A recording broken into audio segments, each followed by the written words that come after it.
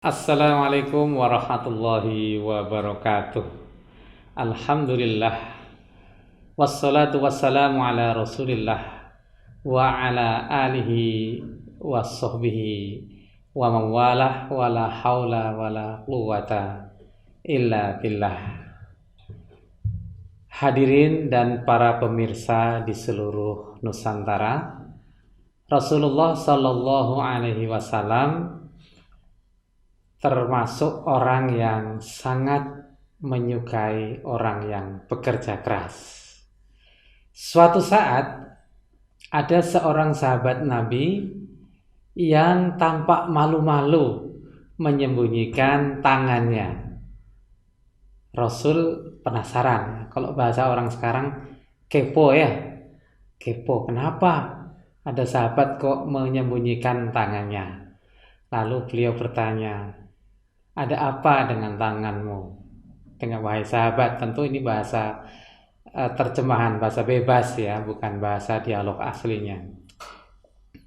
Ternyata jawaban dari sahabat itu cukup mengejutkan. Dia mengatakan, tangan saya kasar Rasul, karena saya itu bekerja sebagai pencari kayu, juga memecahkan batu dan sebagainya. Namun apa yang terjadi? Sahabat sekalian, sangat luar biasa yang terjadi. Ternyata Rasulullah justru mencium tangan sahabat tersebut. Lalu beliau berkomentar, tangan yang bekerja seperti ini mulia di hadapan Allah Subhanahu wa taala. Sahabat dan para pemirsa di seluruh Nusantara, Rasulullah Sallallahu Alaihi Wasallam juga pernah menyatakan keprihatinannya ketika ada umat Islam yang dianggap bermalas-malasan, banyak makan, banyak tidur, dan tidak bekerja. Rasulullah SAW sendiri adalah orang yang menjadi contoh, menjadi teladan bagi kita sekalian yang mau bekerja keras. Kita ingat benar bahwa sejak muda Rasulullah SAW adalah seorang yang bekerja dengan sangat keras. Beliau berdagang ikut saudagarnya yang kelak kita tahu kemudian ternyata menjadi istri beliau, yaitu Khadijah ya radhiyallahu anha. Beliau sangat keras bekerja dan juga cerdas, ditambah dengan sikap kejujurannya membuat orang menjadi kepincut. Dan produktivitas Rasulullah Sallallahu Alaihi Wasallam, ya waktu itu belum Rasul ya, masih menjadi seorang pedagang yang masih muda. Muhammad waktu itu dikenal karena kejujurannya ya, kemudian sangat produktif, menghasilkan untung yang sangat bagus dalam ukuran seorang saudagar semacam Khadijah radhiyallahu anha. Beliau juga orang yang tidak suka umatnya menjadi orang yang menghabiskan waktunya hanya untuk ibadah. Rasul pernah berkomentar ketika mendengar ada orang yang berkata demikian, saya ingin tidur, saya tidak ingin tidur, saya ingin tahajud semalaman, saya tidak ingin berbuka puasa, saya ingin puasa sehari semalam, terus-menerus tanpa sahur dan tanpa buka. Lalu Rasulullah Sallallahu Alaihi Wasallam yang mulia memberikan komentar, siapa ya yang mengatakan akan begini dan begini? Ketahuilah, saya ini Rasul. Saya tidur, saya bergaul dengan istri, dan saya juga makan. Jadi Rasulullah SAW tidak menyukai sikap yang berlebih-lebihan di dalam agama. Di dalam agama kita mengenal istilah ghulu, ya, sikap yang berlebih-lebihan. Maka ditiru oleh sahabat Umar radhiyallahu an. Suatu saat beliau juga mengusir sekelompok orang yang seharian betul-betul hanya berzikir dan berdoa, berwirid tanpa aktivitas apapun di dalam masjid. Ya tentu sahabat Umar melihat ini sebagai sebuah fenomena yang kurang bagus, ya.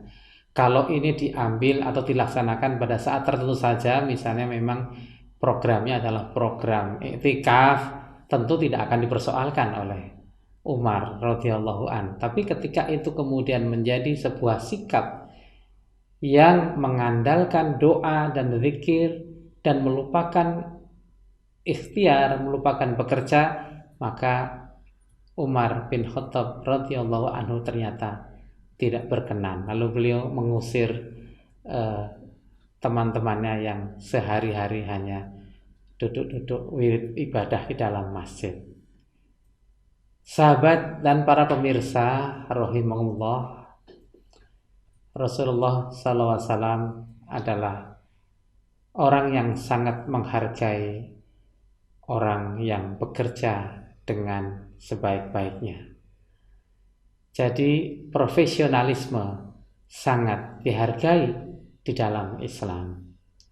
Bukankah Allah juga menyatakan, a'udzubillahi minasyaitonirrajim, laha ma kasabat wa 'alaiha maktasabat. Bagi seseorang apa yang dia usahakan. Itu intinya ayat tadi. Artinya ketika kita mengusahakan kegiatan yang bersifat duniawi, kita akan mendapatkan hasil sesuai dengan usaha kita. Dan juga ketika kita mengusahakan untuk kita mendapatkan pahala dengan berbagai ibadah, kita juga akan mendapatkan ibadah itu dengan pahala dan karunia Allah SWT. Maka Rasulullah juga mengatakan, siapa yang ingin mendapatkan dunia, maka carilah dengan ilmu. Dan siapa yang ingin mendapatkan akhirat, maka carilah dengan ilmu. Dan siapa yang menghendaki keduanya, dunia dan akhirat, maka carilah dengan ilmu. Jadi kesimpulannya adalah bahwa Rasulullah SAW menghendaki kita untuk belajar ilmu dunia dan juga belajar ilmu akhirat, lalu dipraktikkan amal-amal yang bersifat dunia kita kerjakan dengan sebaik-baiknya, dan amal-amal yang sifatnya akhirat kita kerjakan dengan sebaik-baiknya. Rasulullah SAW juga menyatakan, antum a'lamu bi amri dunyakum, engkau lebih tahu tentang urusan duniawimu, untuk urusan dunia ini.